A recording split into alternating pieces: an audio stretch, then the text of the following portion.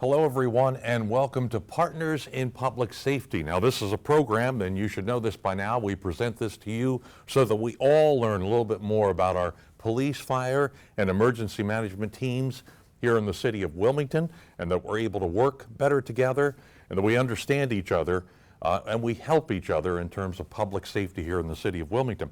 As a matter of fact, we're hearing that the program may be working because more people, we understand from our police, are reaching out to be more cooperative when it comes to crimes that are committed in the city.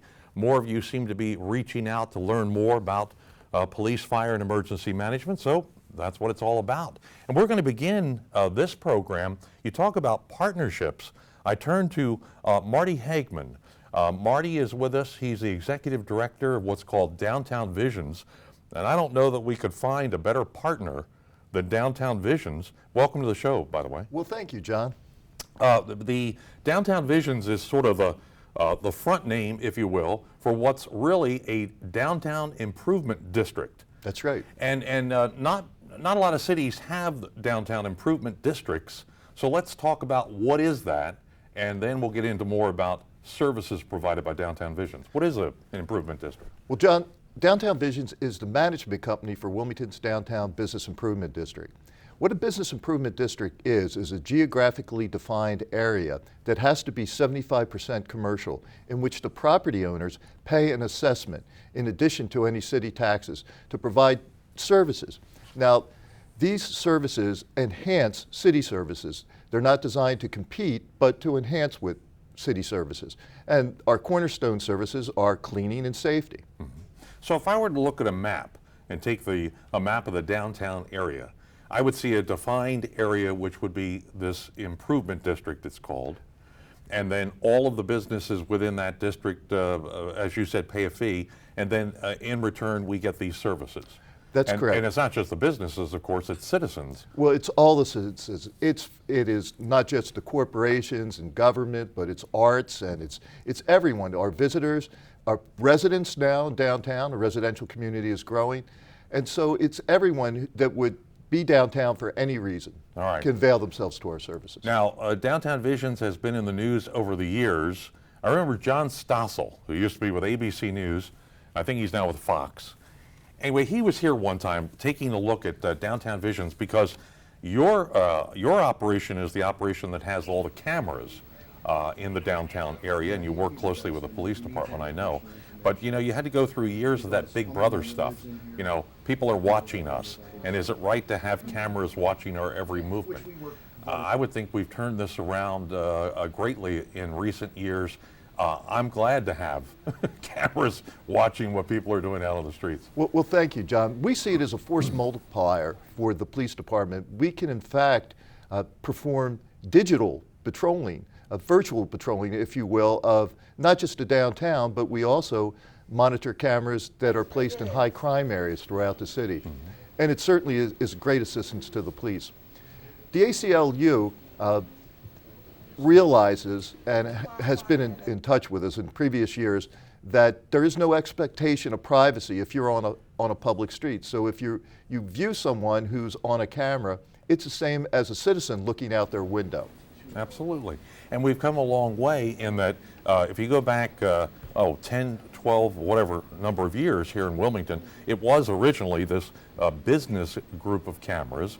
Then it expands to the residential cameras that we now have in the city. And most recently, our police even requested the people who have private camera systems sign up for a complete database. The more we can see, the more we know, and the more we can help solve these crimes. As a matter of fact, your agency, I know, has figured into cases where video has been used to help solve crimes. Well, absolutely. It's caught a number of crimes actually occurring, and we're able to live feed that to the Police Communication Division. But in addition to that, there's so many events that have occurred that we were able to actually capture all the people, capture visually all of the people were on the scene of an event. And that provides valuable investigative leads for criminal investigators. Okay, good. Well, it's good that we have these cameras out there, and I know we're going to continue to try to improve that system. Let's talk a little bit more about what services are out there from Downtown Visions. Let's talk about what's called the Safety Escort Service. I think it's a good name, and it means a lot for people. It certainly does. We have many people, particularly female employees of our corporations and other entities downtown, that if it's particularly in the winter months when it's cold or uncomfortable walking a distance to their car or to a bus, and we also have merchants to make bank deposits. We're always glad to send someone, which we call a safety escort, to accompany them and stay with them for a time until they're able to secure their vehicle or their ride. Right, and I want people to understand this is not just because it's Wilmington. As a matter of fact, other cities that have what are called business improvement districts or have these safety and clean efforts, if you will, they also provide escorts. It's just another layer of public safety. Absolutely. It's something that the police have other needs for that Downtown Vision is able to fill, enhancing the police presence downtown. We also help the police by patrolling the parking lots. We try to patrol each parking lot at least once an hour, either by our uniformed ambassadors on foot or on bicycle. Now, the cleaning division is the other division of Downtown Visions, and we've seen some footage as we're talking here, some video of some of the ambassadors. Do you still call them? Yes, we call them Goodwill ambassadors. Goodwill ambassadors, but they're out there cleaning the streets also in addition to providing safety. Yes, that's right. We clean from the pavement to curb line to building line. We remove graffiti, posters, provide weed abatement, and we remove weeds and also snow for some clients. Now, recently, the Downtown Visions has, you've expanded some of your efforts. We see Downtown Visions now associated with the opening of new businesses in the downtown area. I know you've moved over into the, if you will, the economic development, business development area. Talk about that a little bit. Well, through our Main Street program, John, what we've done is we are enhancing our services to not to compete with the city, who through their economic development efforts, they recruit the larger businesses. We, on the other hand, are recruiting the small retailers to fill up all of our shops and to create more amenities for downtown. So we're involved in retail retention and retail recruitment. In addition, we have a historic facade improvement program in which we're trying to take all of the buildings downtown and return them to their historic look.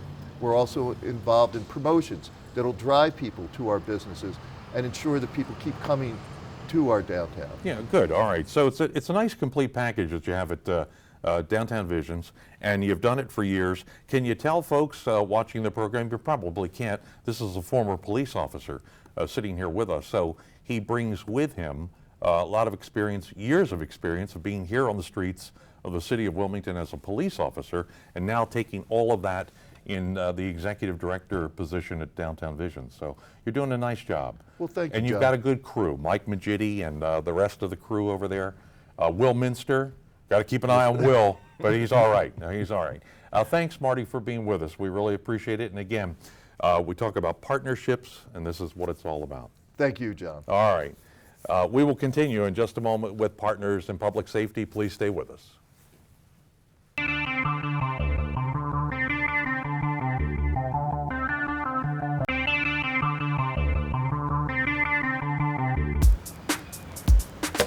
Hey! Hey! Hey you! Could you put that coffee cup in here, please?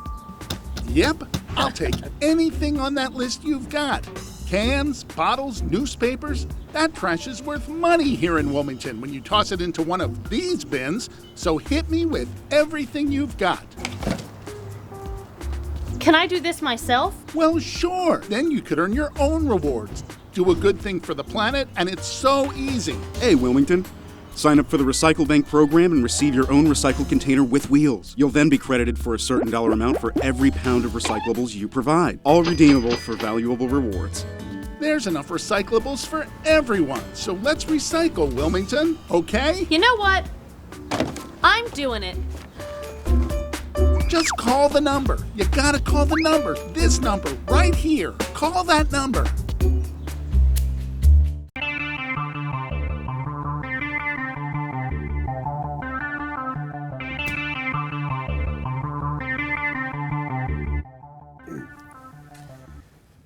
We welcome you back to Partners in Public Safety, and this segment concerns our Wilmington Police Department, and we're very happy to welcome back our friends Corporal Jermaine Crawford and Corporal Mark Ivy. Good to see you both again. Good to see you, too. Good to see you, John.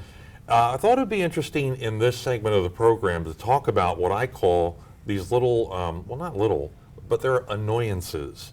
I mean, look, we live in a city, it's an urban area, a lot of density, if you will, in terms of people and activities and so on. And I think everybody just simply wants to live in peace and enjoy their lives and their families and so on and so forth. But we have these annoyances. We have loud noises. We have people who don't seem to be able to control the volume of their music. We have people who don't seem to be able to control the volume of their speaking. Let's talk a little bit about what you run into on a daily basis, these annoyances. Well, one of our number one calls is disorderlies loitering on a corner. And we generally, when we respond, we would see a bunch of people, whether they're teenagers or young adults, sitting on a step, someone's front porch. And 9 times out of 10, they don't even live there. And I know I've come across it hundreds of times, and I know Mark has as well. But one of the nuisances is that we have people sitting on other people's steps, and they have no reason to be there. Now, we always ask them, how would you feel if you opened up your front door and some John Doe or Jane Doe was just sitting on your front step without your permission, someone that you don't even know? And in some cases, they kind of look at us and, yeah, you're right, I guess that is kind of weird, isn't it? But for the most part, they continue to do it. And this isn't just a certain or a particular area. This is citywide. Yeah, it's a citywide epidemic. Now, when you encounter someone, and obviously somebody's either made a complaint or an officer rolls up in a car and sees activity, how do you handle it? Do you, because I know Mike Brown, who's now the council member Mike Brown, who's now the public safety chair, he introduced that law a number of years ago. Ask them, is that what it's called? It's a sign. Yeah, you put up the sign in the window which says, hey, look, the property owner is saying to the police, hey, look, it's okay if you question these folks. But so what do you do when you roll up on something like that? Well, first off, the Ask Them is no loitering sign. And what that does is it pretty much clears the entire block, because you cannot loiter within 300 feet of the particular residence. So that pretty much clears a nice piece of real estate. But what happens is once you see that sign, I mean, that helps us be able to, walk up to that person sitting on the step and just begin the conversation to find out their whereabouts, their business abroad. Now, if they don't live there, though, you can say, beat it. Oh, we can definitely say beat it. But what we'll do is we'll respond. We'll get out of the vehicle and approach the subjects and just try to engage them in conversation, just to see what they're doing. They may very well know someone that lives in the house. They may very well live there. In some cases, we'll ask them, if you live there, then go inside. Let's see if you really do. Yeah. And we'll call their bluff. And in some cases, they'll get up and walk away, or they'll just, try to talk to us. And as you said, John, we live in a city. It's crowded. People are, in some cases, on top of one another. We don't have, a lot of people don't have backyards or even front yards to hang out in. So as police officers in an urban environment, we have to walk a very fine line.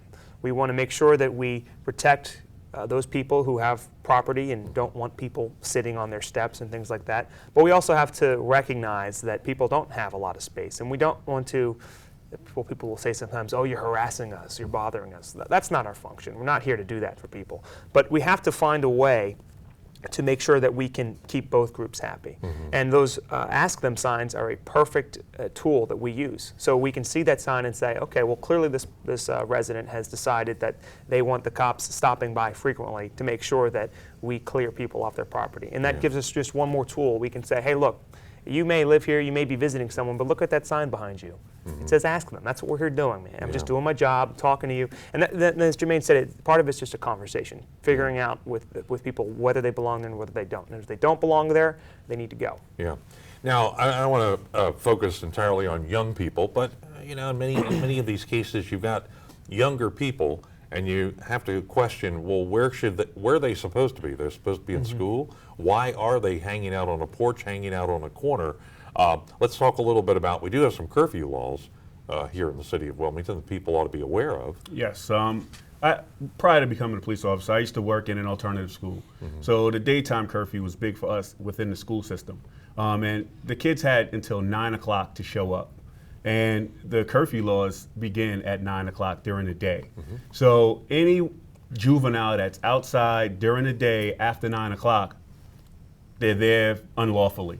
They're supposed to be in school or some sort of program. If they do not have a doctor's note or some type of medical situation, or even if they do have a medical situation, they're supposed to be inside the house. They cannot be roaming the streets. And we try to enforce that throughout the day, but even in the evenings, the juveniles have until 10 o'clock p.m. to get in the house. So that anytime after 10, they're not allowed outside of their home. Okay, now what happens if you roll up again and you've got obviously young people who ought to be in school, and here they are hanging out on the corner? In so many cases, what we'll do is we don't want to jeopardize these children's lives and their futures. So a lot of us would take these kids, either notify their parents or bring them to the school in which they belong to. Good. But anything just to help out in the community. Again, we're all a part of the community policing. Yeah, no, that's good. And that's great to hear you take them back to the school. I mean, that's where they should be. But this is also about, and we need the help from parents and parenting skills. Yeah. And that's really important because we can't be a parent for every child in the city. We're there to help, we're there to be a tool for the public, but in the end, if your child's home for whatever reason, whether they're sick, suspended, they need to be in the house, and you need to keep track of your children. Right. Same thing in the evening hours. You need to be responsible enough to know where your children are and who they're hanging out with. That's a basic parenting skill that can help keep children out of trouble and help us do our jobs as police officers. No, that's good. I mean, you talked about a basic fact here, and I hope folks watching the program will pick up on what you just said. If your child is not in school and is hanging out on the corners, if your child is using profanity or blaring music loudly out on the streets or just being a general annoyance, that means something's not right at home. And you need to examine what in the heck is happening with these kids at home. All right, listen, it's interesting, and we don't mean to paint a picture that, you know, this is not happening every day in every neighborhood, but these are annoyances that you all have to deal with, and we hope people will help you cut down on some of this by then controlling the children, getting them back in school, and so on. Okay, when you all are here, one of the interesting segments you bring to us is what we call Cold Case. Now we're going to take a look at something that occurred in the northeast section of the city.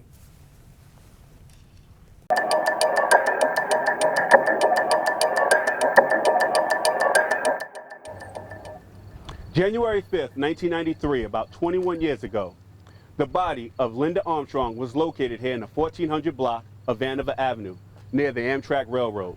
What we know about this case is that Linda was brutally beaten and stabbed to death. If anyone has any information regarding this case, they ought to contact Detective Kimberly Path at 302-576-3937.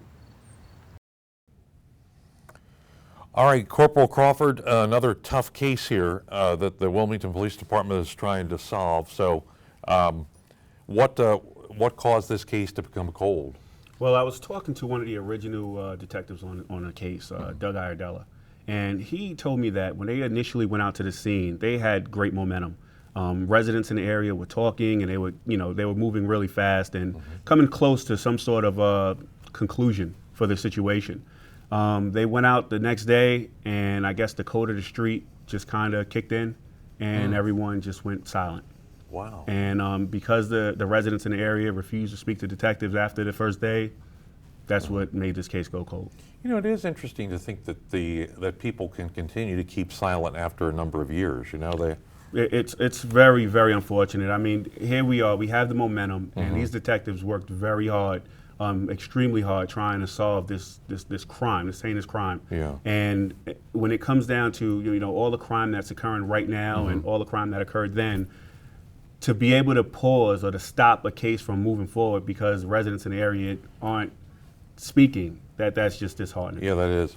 Now I know we present these cold cases so that folks watching, maybe they'll bring some new information to you. There's been nothing new on this at all, right? There haven't been any new developments, but we hope after they watch this that they'll be able to kind of dig deep and just want to come forward with some information. We do know from the 20 years ago, the events that were taking place, that it was 2 subjects that may have ties to Dover, Delaware. There was a tall black male and it was a short, heavy-set black male that were involved. They were in a pickup truck, dark-colored, undetermined as to whether it was blue or green, but it did have a distinctive white stripe going around the pickup truck. So we hope that someone will come forward. All right, now do you have a telephone number in case someone has a piece of information like they Yes. like to call the police? They could contact Detective Kimberly Path at 302-576-3937. All right, very good. And as we always do, we express our condolences to any family members of this victim absolutely. who may still be with us, and it's tough for them to have to go through this year after year with nothing resolved. All right, thank you both. Yes, sir. All right, you both do a great job, by the way. I know I don't need to tell you this, but you do an excellent job in trying to communicate with the public, and not trying to communicate, you do a good job in communicating with the public and on this show. And I know a lot of people in the city appreciate what you're trying to do, including you talk about, transparency. It's important for people to understand what the police are doing, and I know you're trying to bring that message to the public, which is really important. All right, good to see you both as always. Thank you. All right, and we will continue in just a moment. We're going to have Deputy Fire Chief William McKim is going to join us from the Wilmington Fire Department, and we'll get into some interesting topics with Chief McKim. We'll be right back.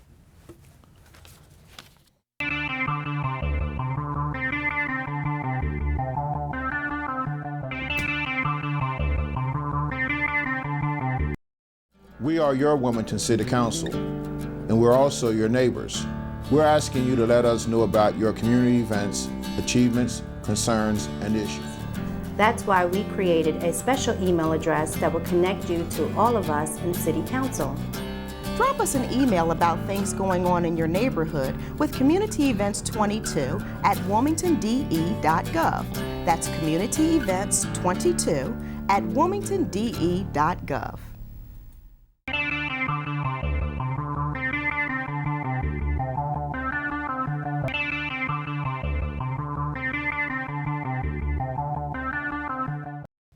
And Partners in Public Safety continues now. Thank you so much for being with us on the program today. I want to welcome into the program Deputy Fire Chief William McKim, who's been with the fire department for 24 years and actually serves in the role of what we call fire marshal for the city of Wilmington also, which means that he heads up that unit that investigates a lot of things that go on having to do with fires here in the city of Wilmington. But we think of fires, we think of accidents that our firefighters respond to. I'm not sure a lot of people think about building inspections. Yes. And so we thought we would talk a little bit today about this other function that the fire department has, which is making sure that these buildings that are either constructed, renovated, whatever, are safe. Tell us a little bit about the building inspection process. Yes, thank you for having me on your show, John. I appreciate getting the word out as far as life safety. When we inspect buildings, whether they are renovated, as you said, or whether they're new construction, we want to make sure that we maintain the life safety issues that are present in whether it's a high-rise, a daycare, a residential high-rise, or whatever the case may be. We follow the Delaware State Fire Prevention Regulation as adopted, the Wilmington City Code, and the National Fire Protection Association codes in governing what is life safety, making sure those appliances are maintained. And they may include smoke detectors, emergency lighting, exit doors, fire alarm system, anything that has to do with the life safety system of a building. Okay, so it's interesting because when we look at these buildings, and if anybody has any knowledge of how buildings are constructed, there are certain things that just have to be done, and especially if you think about it for just a moment, on these larger buildings, I mean you've got to have features in place so that folks know how to exit or get away from any kind of danger that may occur. Yes, as a result of several tragic fires over the years, the codes have been developed to ensure that our residents, occupants can exit the building, whether it's a residential or commercial. You take an example like the Chase building on Walnut Street. There's a small city there. It could be up to 1,000 or 1,500 workers in there, and we have to make sure that the exits are maintained, the lighting is there, power goes out, or if there's a fire, you need to know which way to travel to and exit. Okay. Well, we have focused a little bit on these larger buildings or corporations or businesses. What is the difference between, for instance, like a business inspection or residential inspection? Because I know you focus a lot on where we all live. Yes. Our aspects of our office cover both commercial, residential. You take someplace like a high-rise residential, we, again, make sure that the elevators function like they're supposed to when someone pulls a fire alarm. The actual fire alarm has to be maintained to make sure it will function in an emergency. The difference is the code separates residential versus business. A business could be a mom and pop store on the corner, or it could be something as large as a commercial high-rise like the Chase building. Now, I know recently I actually placed a call on behalf of a neighbor, an elderly woman who I thought maybe would do well with an inspection by the fire department for things like smoke detectors, carbon monoxide detectors.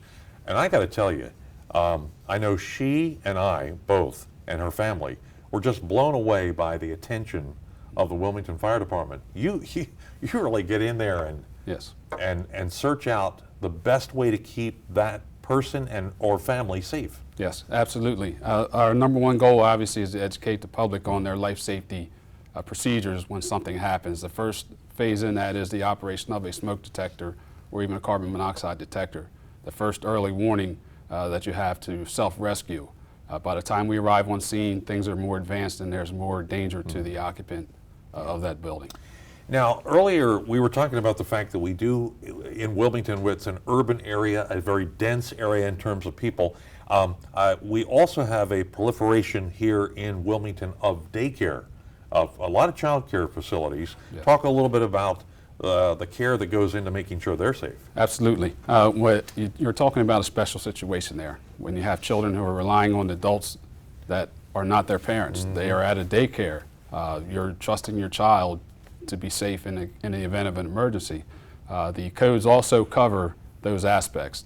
One of the major problems in the city is someone looks at a home or in the middle of a dwelling and thinks, hey, I can put a daycare in there. Well, they still have to meet the requirements of the code, and in many cases they do not.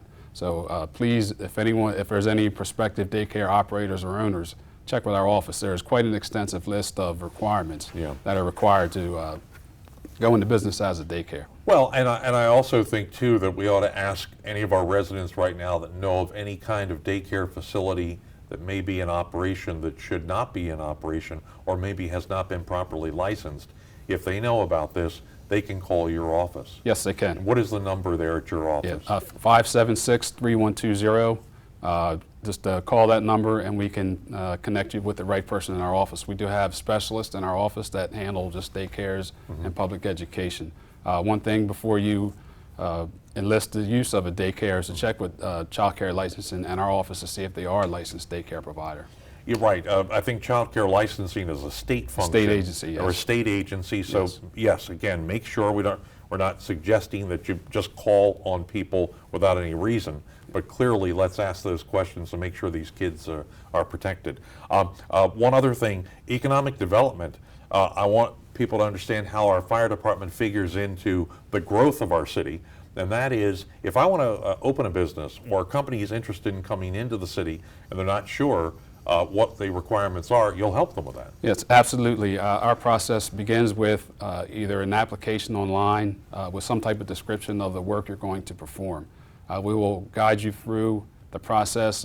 Depending on the size of the project, you may need a registered design professional to help you through some of the code issues they're aware of. But ultimately, we are the authority having jurisdiction, and we're going to decide what is the safest route to follow in the renovation or construction of your building. Right, because there, and again, when we're talking about code, you have sort of a fire code over here, and then those who do business in the city of Wilmington know there's a licenses and inspection code. Yes. Or it could be a variety of different codes mixed in there. But so you've got to make sure if you want to do business here in the city, or if you're trying to add something to your home, or you're constructing something, they've got to check with actually both offices. Yes, we work in conjunction with the licenses and inspection department. They use a different code, and the city code mandates that we use the more stringent code. So, but we work very closely with them on several issues, and I'd also like to mention our complaint process. If you feel that you travel somewhere in a building where you feel that the exits are blocked or locked, please contact our office and we do investigate complaints. Okay, no, good. Number one more time on that one, especially after you mentioned that. Yes, it's 576-3120. Okay, good. All right, well, look, it's been enjoyable chatting with you and learning, again, a little bit more about the Wilmington Fire Department. There are multiple functions, as we've learned on this program over the series of programs that we've done, multiple functions and duties performed by our firefighters here in the city of Wilmington. And I know you'll join me when I say that we have an outstanding fire department. Yes, we do. They're very dedicated individuals. I don't know how they perform the tasks they perform, because it takes a certain kind of person to actually get in there and run into a fire or try to rescue someone or respond to an accident scene. So I know that I speak for a lot of people here in the city of Wilmington to say thank you, Chief. Thank you very much. All right. Good. Chief William McKim has been our guest on this segment. Again, he's been with us with the city for 24 years and is our fire marshal. Yes. So it's good to have you with us, Chief. Thank you for having me. All right, good. I want to thank all of our guests on the program today, and remember the point of this program, which is to make sure that we all feel a little bit closer to each other as we work on the issues of public safety here in the city of Wilmington. You know, it only takes a moment to just reach out to a firefighter or to a police officer or one of the emergency management team. Just if it's nothing more to say hello, hope you have a good day. Whatever it is, it helps to foster better communications here in the city, and that's what it's all about. Thanks for being with us on Partners in Public Safety.